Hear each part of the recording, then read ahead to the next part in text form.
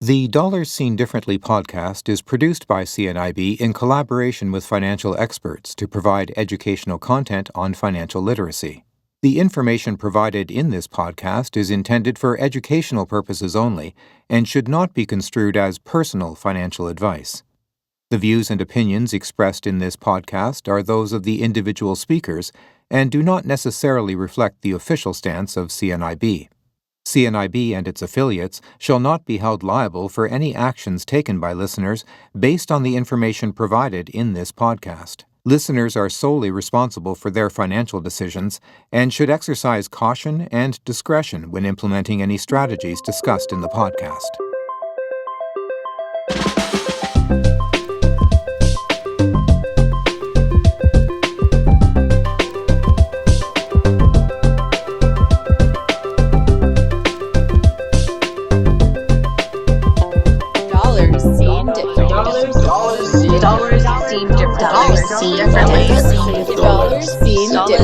Differently. Hey everybody, welcome to the Dollars Seen Differently podcast. I'm your host, Ryan Hui, and today we have an exciting episode with two guests today. We have Sheldon Brown from CNIB Scholarships, and joining alongside him is Katja Newman from NEADS Scholarships as well. Welcome to both of you. Sheldon, how are you? Hey, I'm doing great, Ryan. How you doing? Pretty good. Katja, how are you? Pretty good. Thank you guys both so much for joining me. Sheldon, I'm going to put you on the hot seat first. Can you tell me a little bit about your role and a little bit about CNIB Scholarships? Yeah, absolutely. So my name again is Sheldon Brown, and I'm the Specialist of Community Engagement for the CNIB, working with a bunch of our centralized programs, scholarships being one of those. So a little bit about our scholarships. Obviously, within CNIB, one of the main criteria is we want to do as much as we can to support all the members of our sight loss community in every way that we can. So CNIB does a really fantastic job of making sure that there are going to be scholarships and bursaries that are going to be available to as many demographics as we can. Obviously, focusing around that sight loss sort of credential, but we have scholarships and bursaries that are available to first-year students, second-year students, masters, and with a whole bunch of different criteria for each. Some focusing around tech, some focusing around research within the area of sight loss, and some obviously to make sure that there's support for education.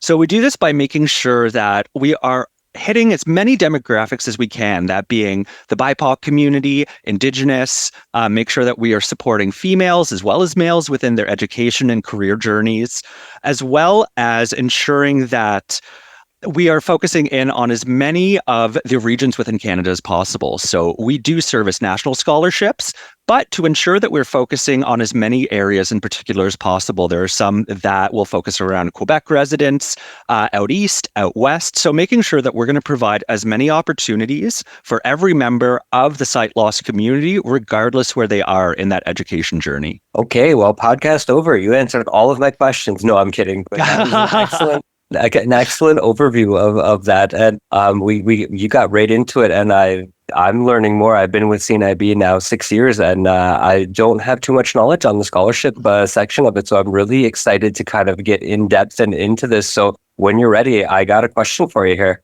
Tell me a little bit of the overview of some of the scholarships and the bursaries that the CNIB offers. Yeah, so we have bursaries that range obviously in amounts. A lot of them are dependent on some of our amazing funders that have came in to provide these opportunities.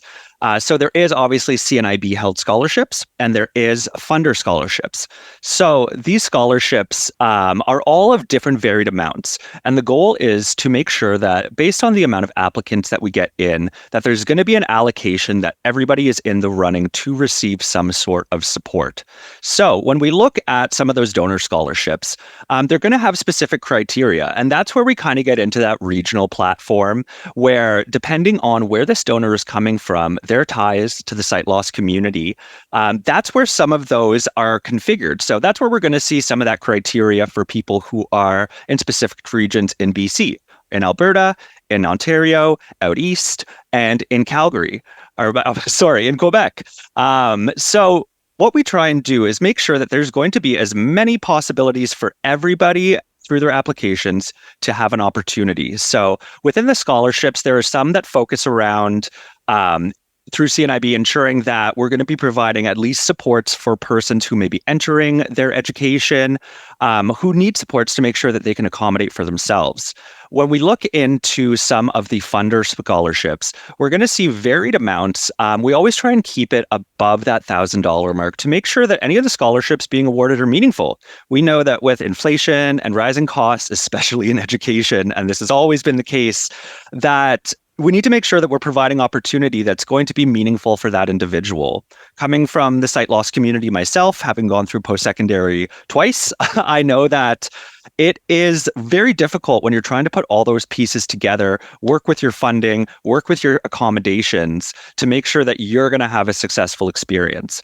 So between scholarships like the Joyce Family Scholarship, we have the Sapini Scholarship that are done by our funders, as well as the CNIB scholarships that focus in on our community and are fulfilled by CNIB. Those are just a couple of the various options, but there is overall across Canada, very happy to say, about 20 plus different scholarships, all with different criteria that'll meet the needs of every demographic of a member of the sight loss community that we can. Okay, you bring up an interesting point there. So when you're talking about these funder scholarships and the regional landscape of it, I'm wondering in terms of usage of them. So let's say I get the $1,000 scholarship. Yep. That's solely for tuition, or can that be used for something accessibility wise? Maybe I need JAWS, maybe I need voiceover or Braille this or Braille that, or are they specifically for books and tuition or those kinds of things? So when we see things like that, obviously, even outside of these scholarships, there are different opportunities within CNIB, like the SCORE program that does award a scholarship at the end. That sort of scholarship within those program-based systems does require you to provide proof of what you're using it for, because it is specifically for education, books, and certain criteria. So for instances like that, yes, because of those circumstances, because of those criteria, you are asked to provide proof of what it is you're using it for. Also, so we can see within that funding, what's getting the most use? Is it going towards accessible tech? Is it going towards books? Is it going towards tuition? But when we look at the wider scholarships, although there is going to be specific criteria for those 20 plus scholarships, what's really great about them is that, yes, you have to meet the certain criteria to be awarded, but there can be so many uses of that money. So we don't require for those scholarships that you come back to us, let us know if you bought books, technology. We know that there are a million different things that go into accommodating for yourself and being successful in your education. Again, speaking from my own experience in the sight loss community, for us, there's a lot of different circumstances we have to think of. An accommodation could be, if you're in a dorm, maybe it's lighting, maybe it is a keyboard, maybe you need to find a way to scan and increase documents. So we know from our experience in the sight loss community, being those with low vision, that there isn't really a one quick fix for each individual. And every case is unique, and every visual condition is going to take different components to make that person the most comfortable and the most confident. So the money that's awarded is up to the discretion of the recipient to use for any means necessary to make sure that they're going to be comfortable and successful in their experience. You used the word criteria, and I would use the word eligibility, same difference. However, I'm wondering, can we touch a bit on the criteria and some of the eligibility for some of these scholarships? Because I'm pretty sure it's probably different for everyone, but what are some of the eligibility for the CNIB scholarships? Absolutely. So like I said, there's varied criteria based on these scholarships. And if you are interested into any of these scholarships and what the criteria is, it is noted on our website, which for any applicants is always great. When you're putting your best foot forward, working on these sort of applications, it's important to remember that you're putting your best foot forward. And in order to be that successful candidate, it really comes with that emotional attachment and putting the effort into your application. And the first step in that is making sure that you understand the criteria of what it is you're applying to. And one of the amazing things throughout CNIB is that when you're applying to scholarships, you put in an application, and then based on the criteria, that's disseminated to see where it may best fit. We do separate it by entries from first-year students, second-year students, and masters, but it puts you in the running to be able to be eligible for as many, or to be selected as the top candidate for the one that best suits you. So very important to note, in order to be successful, pay attention to that criteria for each of the scholarships to make sure that you know what it is you're going after and to make sure that your application is going to stand out from the rest. So criteria when we're looking at scholarships, as I said, varies. Obviously, it is first and foremost centered around members of the sight loss community. We are here to support each other.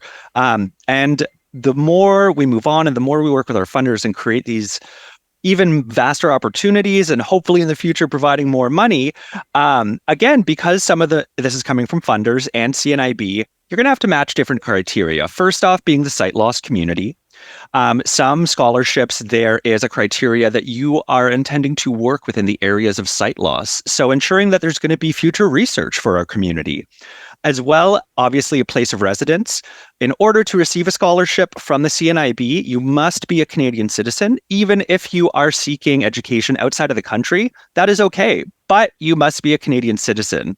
Some of those scholarships that we'll receive from funders out east and out west, they might have specific criteria that you need to live in a certain area of the country, which is fantastic because, again, it's focusing on some of those smaller areas that may not be near those metropolitan hubs, which we know don't see as much opportunity as others. Obviously, a big focus on that criteria and something that a lot of our community, myself included, has struggled with is the demonstration of financial need. So we know that if you are moving away for school, there are costs attached to everything, your dorm room, your books, your food. If you're getting funding, it is money borrowed. So making sure that you have everything to be as comfortable while you're planning your education journey as possible. A big part of it as well is, like I kind of touched on before, that emotional attachment. Our journeys are all unique, and the way we advocate for ourselves can make the world of difference when it comes to these applications. So attitudes, goals, motivations, being able to showcase your resilience, that you, as a member of the sight loss community, like many of us, have faced barriers, and your ability to move past, pick yourself up, it goes a very long way, and it can really add so much to your application by giving that emotional attachment, because we want to get to know you. We want to know your situation, and we want to know where we can best allocate funds to help you. That's pretty robust there. That's a lot to consider when applying for them. So when you're looking at this eligibility, you touched on this a bit, but can you give me the kind of 3-second, how do I apply kind of for these scholarships? What's the application process like? Is it done online? Is it paper and pen? Is it fill out a Microsoft form? What kind of things can the person expect when they're applying for the scholarship?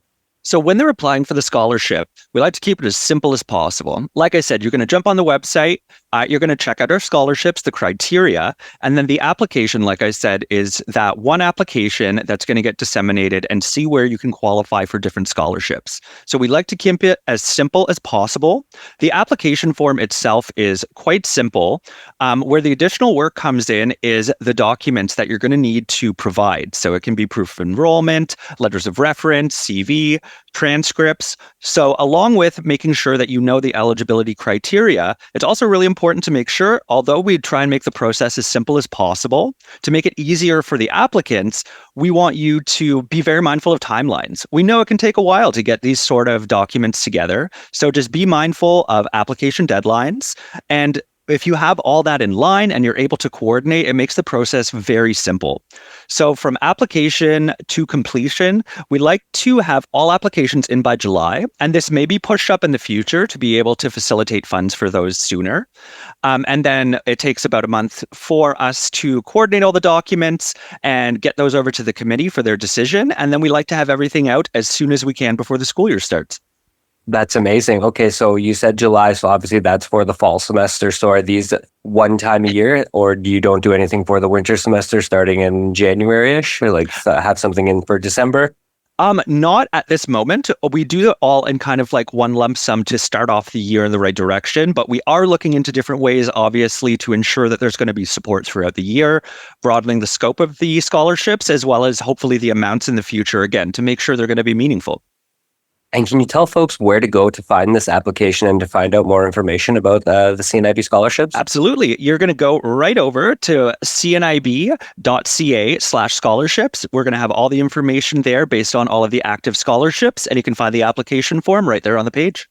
Perfect. And one final question for you before I let you go. And it's the most important one. So everybody out there, listen up. Any advice for anybody that's applying to scholarships? What would you do? Absolutely. So, like I said, first and foremost, know your timelines. Regardless of what you're applying for, there's going to be documents that you're going to need to submit. So some of those, again, to make sure that that we're making everything in accessible formats, because some of our committees are members, obviously, of the sight loss community. So keep track of your timelines. Make sure you know which documents that you are to submit. Make sure you're putting your best foot forward. Complete them to the best of your ability. Make sure that you are putting out as much content, that emotional attachment, being as professional as possible. And as well, we know that sometimes with these applications, making sure that things are accessible, having things provided and collected in the right formats can be stressful. We all come from different backgrounds of acuity and ability and experience with accessible tech. And probably one of my biggest pieces to ensure success with this is not only through scholarships, but to take advantage of the other programs that we have within CNIB, that being mentorship. If you need some advice, if you want some professional coaching, we have Mentor City. If you want to work on your professional writing, work on how to make things accessible and have support throughout your education going into your career journey, there's the Come to Work program where we can work with you to make sure that you're not only comfortable and confident in your accessible tech, but your abilities to meet the criteria of these scholarships.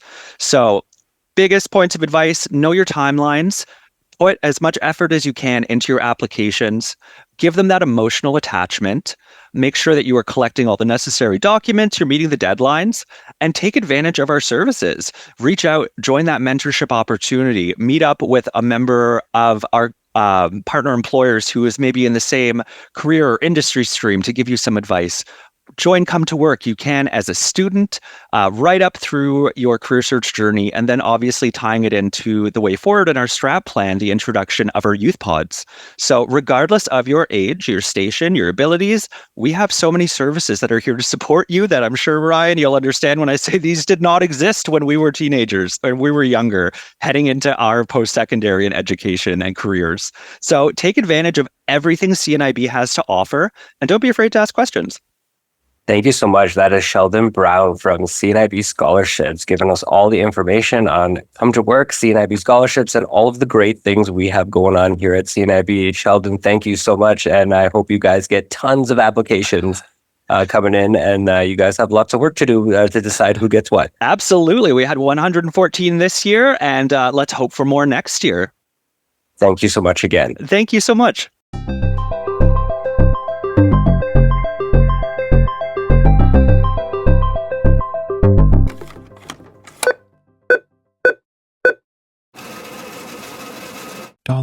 Seen differently. Next up, we have Katja Newman joining us from NEADS. And I was hoping that you could give us a little bit of information about what NEADS offers and a little bit about the organization itself before we jump into the questions. Yeah, for sure. So as was mentioned, my name is Katja Newman, and I am the Financial Assistance Programs Director at NEADS. For those who maybe aren't familiar with us, NEADS is phonetically spelt N as in November, E as in Echo, A as in Alpha, D as in Delta, S as in Sierra, and that stands for the National Educational Association of Disabled Students. We're a by and for cross-disability charitable organization that operates across Canada, and our work revolves around three main areas, which include student debt reduction, accessible experiences in class and on campus, and student and graduate employment. That's a lot. You guys seem to be doing quite a few things, and that includes scholarships. I was wondering if you could maybe give me an overview of some of the scholarships that you guys offer out to students, I assume across Canada. It's a national organization? Yes, that's correct. We are a national organization. And our financial assistance program has two main components. So there is grants available as well as scholarships. The program is offered semesterly. So we have intakes that correspond with the fall, winter, and summer semesters currently. So I'll provide a bit of an overview of our grants first. So at present, there are 68 grants available per semester. And the breakdown of those is there are 28 grants available for tuition-related fees, 5 for assistive technology, 5 for ergonomic equipment, 5 for computers and tablets, 5 for learning support. So that would be things like if there is any kind of assessments needed related to disability diagnoses. We have 5 grants for medical supplies, 5 grants for mental health and wellness services, 5 for food security, and 5 that are intended to help with rent support. And I guess I missed an important detail, which is that each of those grants are valued at $2,000. That's amazing. That's so many grants for so many different things. It sounds like if you need maybe one or several of those, can you apply for more than one? You would be applying for one category per semester is the way that our system works. That way more students are able to get involved. So Ryan might need the accessible technology, but Katja needs the food security one. So that's what we would be applying for. You pick and choose which one you're applying for. Yeah. And then we have our partner funded scholarships component of the program. So we have, I believe it's 8 now, and they range from $1,000 to $10,000. And those are all provided in collaboration with external partners.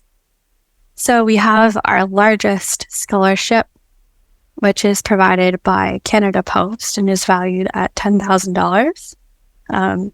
We also have, some folks will probably be familiar with this name, but we also have our Accessible Media Inc. Sir Robert Pearson Memorial Scholarships.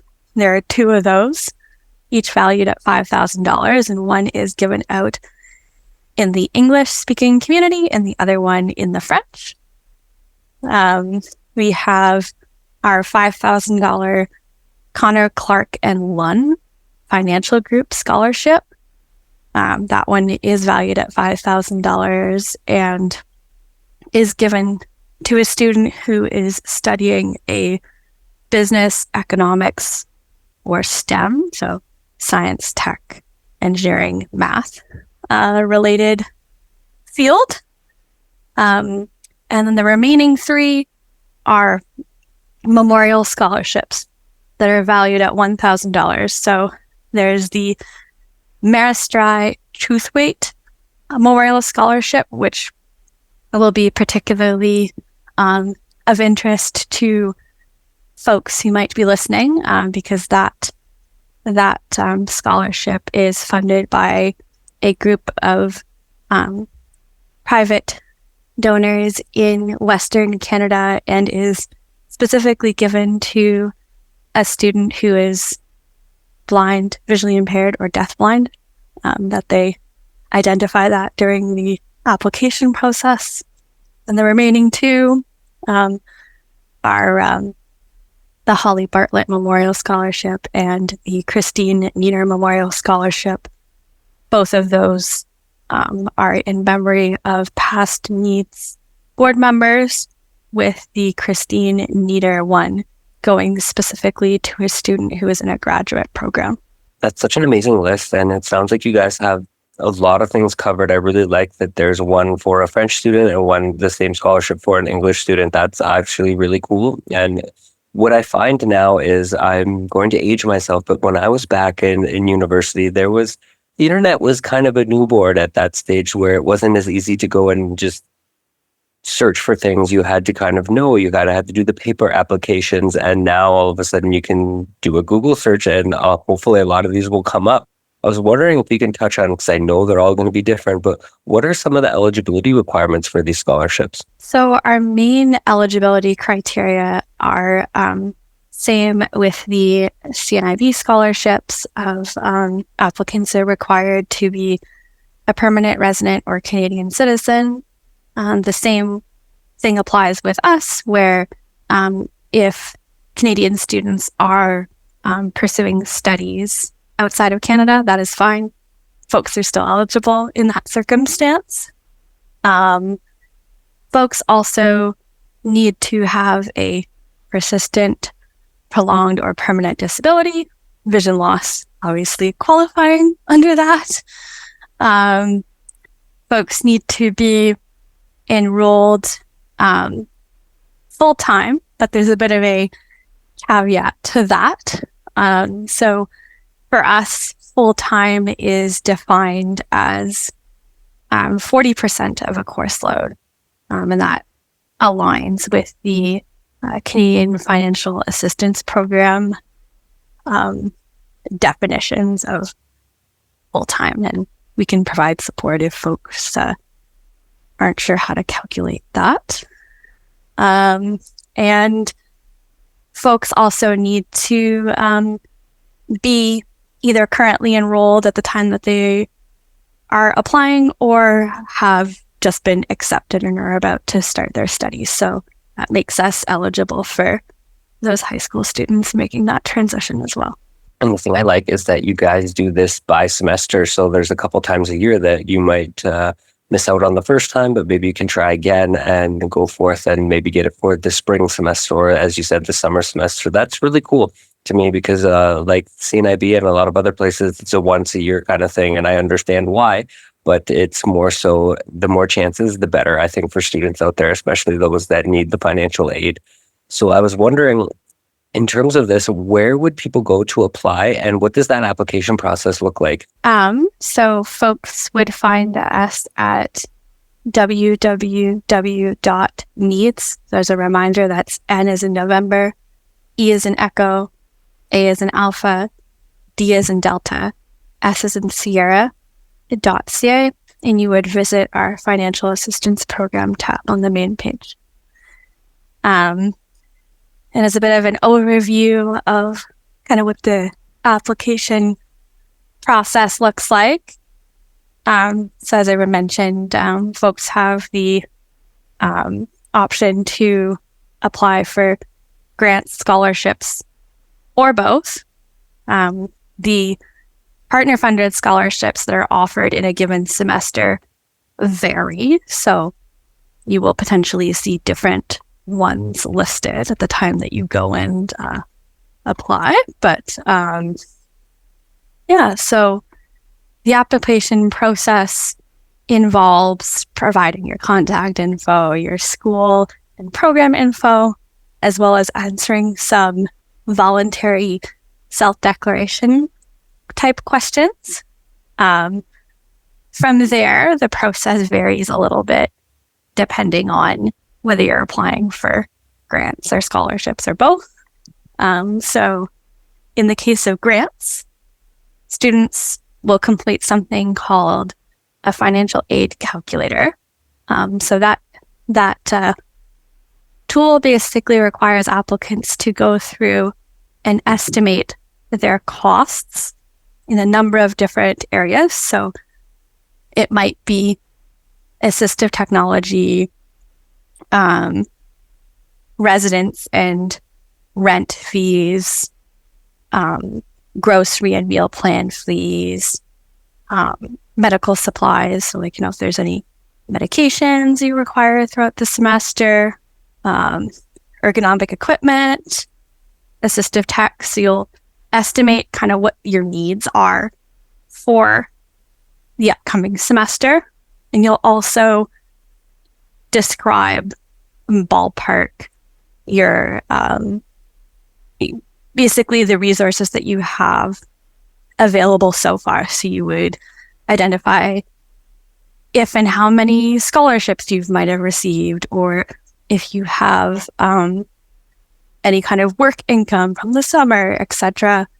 And as a basis of the first level of selection is financial needs. So the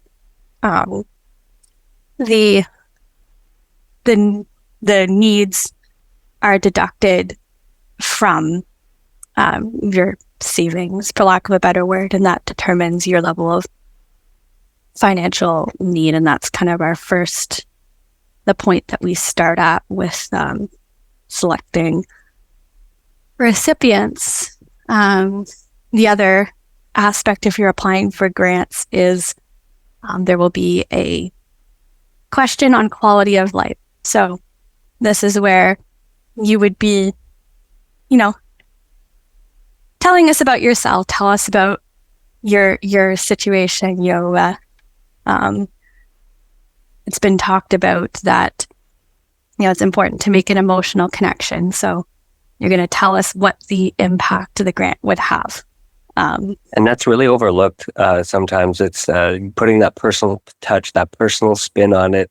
People think that it's just one kind of blanket statement about yourself, whereas I'm sure you guys want to be wowed. You want it to be unique. You want it to be really, really special and meaningful, as you and Sheldon both said. But you said something interesting to me back a little bit ago, but you said that you can apply for both grants and scholarships. However, in our first section, you can only apply for one grant, correct? But both, you can apply for a grant and then also a scholarship? Yes, that's correct. So it just gets a little bit confusing if you're trying to answer that quality of life question about the impact that the grant will have. So it gets confusing if folks are applying for assistive technology and a food security grant, for example, of where do I start and how do I explain the impact. So that's kind of the way we've kind of streamlined that process. It's a lot easier to talk about needing JAWS and what JAWS allows you to access, and versus, I don't know, like I have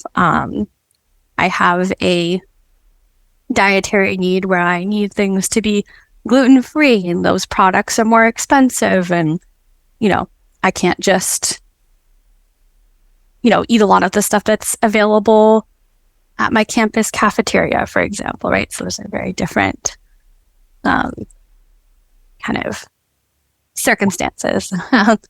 But and then our scholarship aspect, if folks are applying to scholarships, there are short essay questions that are designated by the partner that is funding them.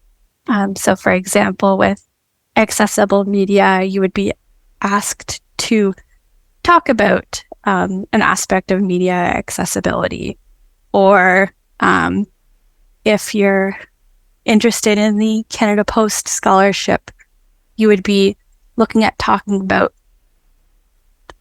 topics such as self-advocacy and extracurricular involvement, etc.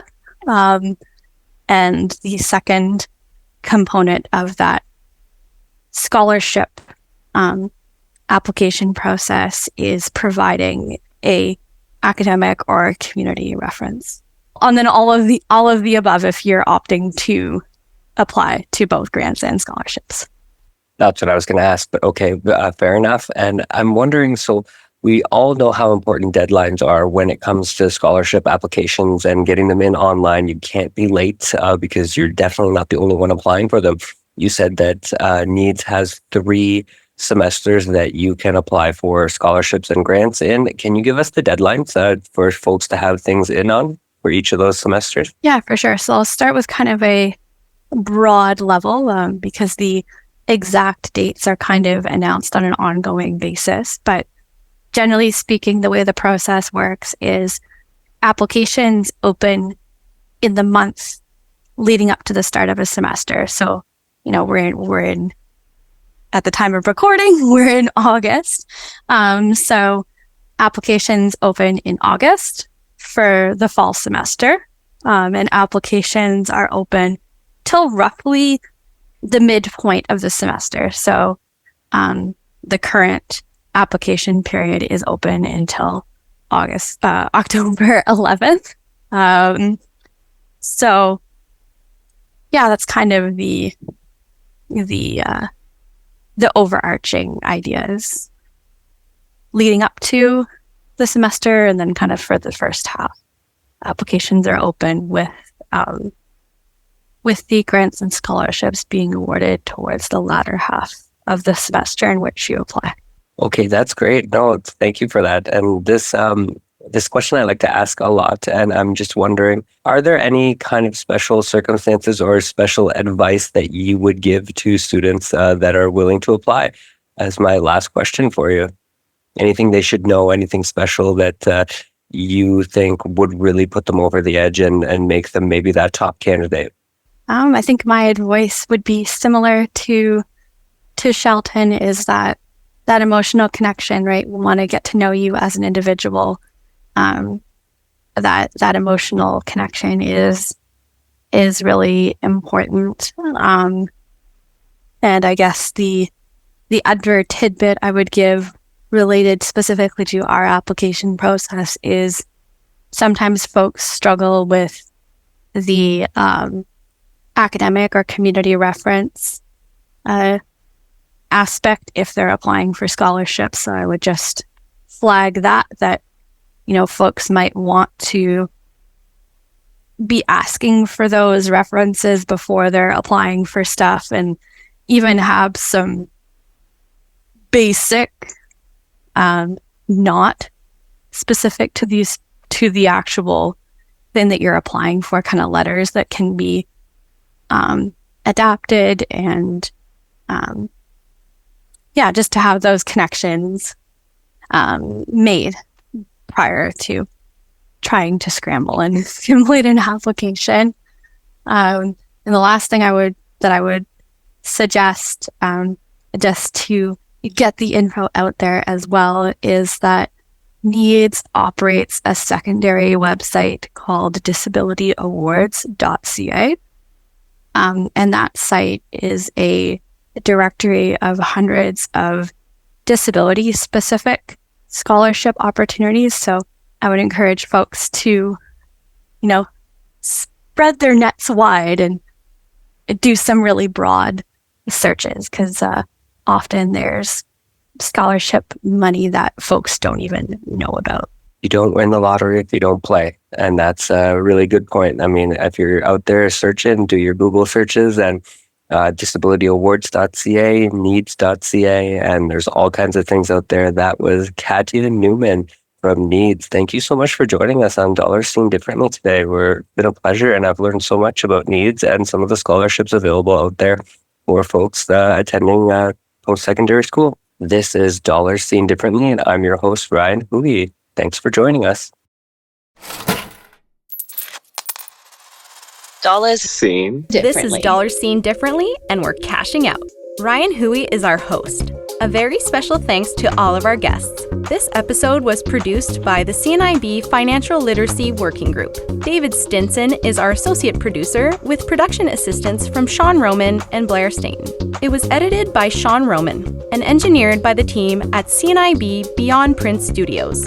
Sean Roman provided our theme music for CNIB Beyond Print. Use under Creative Commons Fair Use License 4.0. Special thanks to the CNIB National Youth Council and CNIB's IDEA team. For more information about the CNIB, please visit us at www.cnib.ca.